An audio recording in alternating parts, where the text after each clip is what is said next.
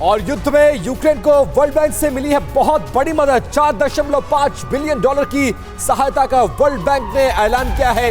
इस वक्त यूक्रेन को बड़ी मदद की आवश्यकता थी और उसी आवश्यकता को पूरी करती हुई वर्ल्ड बैंक की ये मदद, 4.5 बिलियन डॉलर्स की मदद का ऐलान। तो आप देखिए, वर्ल्ड बैंक से 4.5 बिलियन डॉलर की जो मदद मिली, इसके मायने क्या और कितना जरूरी यूक्रेन के लिए।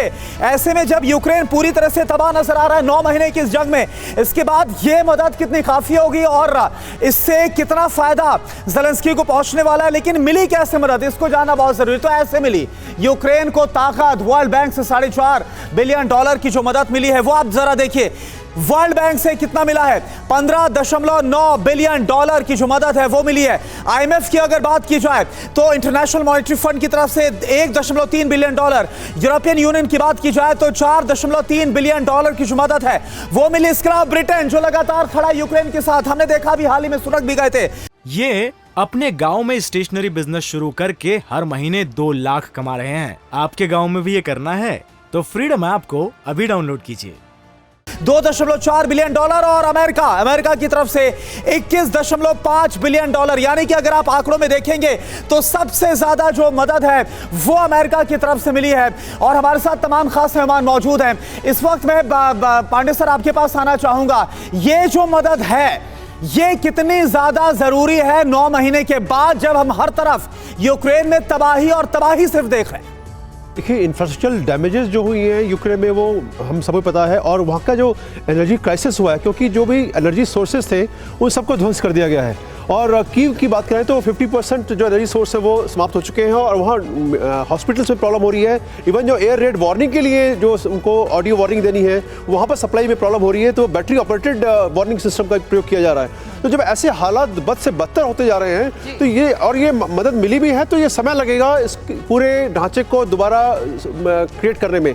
सबसे दुखद बात यह है कि ज़ेलेंस्की सबको देख रहे हैं कि धीरे धीरे चीज़ें जो हैं वो बिगड़ती जा रही हैं और युद्ध जो है पूरा यूक्रेन की धरती पर लड़ा जा रहा है। रूस का कहीं कुछ नुकसान नहीं हो रहा है। तो ऐसे हालत में अगर शांति की तरफ वो कदम नहीं बढ़ाएंगे तो उनका नुकसान होगा, क्योंकि अब तापमान -20 होने जा रहा है। बिजलवाल सर, मेरा सवाल यह है आपसे, जो हमने नीचे बिग बॉल पर जाकर के इन्फॉर्मेशन शेयर की थी अपने व्यूअर्स के साथ, उसमें कुल मिला के निचोड़ यही था कि ज़ेलेंस्की खुद को एज अ हीरो प्रोजेक्ट करना चाहते हैं, इसलिए वो चाहते नहीं है कि वॉर खत्म हो, चाहे कितना भी उनके देश का नुकसान हो जाए, उनके देश के कितने भी नागरिक क्यों ना मारे जाए। क्या इस वक्त आपको वही होता नजर आ रहा है और इसलिए वो पश्चिम की सलाह भी अब नहीं ले रहे हैं?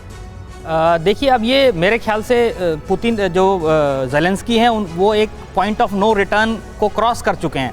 अब उनके लिए पीछे मुड़ना संभव नहीं है। ये जब युद्ध शुरू हुआ था उसके शुरुआती चरणों में अगर ये रूस की बात मान लेते और अपने नाटो का मेंबर नहीं बनते, पुतिन जो चाह रहे थे वो कर लेते तो बर्बादी नहीं होती। 2-3 शर्तें थी, उनको मान लेते या उनको नेगोशिएट करने के लिए टाइम अपने पास ले लेते और एक कहते हैं ना मीटिंग। हाँ, कोशिश अभी हमने हाल के दिनों में देखी कि ज़ेलेंस्की ने कोशिश की कि एक कलेक्टिव मंच रूस के खिलाफ खड़ा करने की वो कोशिश करे, वो उसमें भी कामयाब नहीं हो पाए। लेकिन इस बीच क्रॉस कर चुके हैं और अब जैसे कि अब उनको पता है कि यूक्रेन में अगले 4 महीने बहुत खराब होने वाले हैं, तो उसमें अब मुझे नहीं लगता ज़ेलेंस्की को नाराजगी मोल लेनी पड़ रही है। तख्ता पलट की आज एक्सक्लूसिव जानकारी हमने दिखाई। ये अपने गांव में स्टेशनरी बिजनेस शुरू करके हर महीने 2 लाख कमा रहे हैं। आपके गांव में भी ये करना है तो फ्रीडम ऐप को अभी डाउनलोड कीजिए।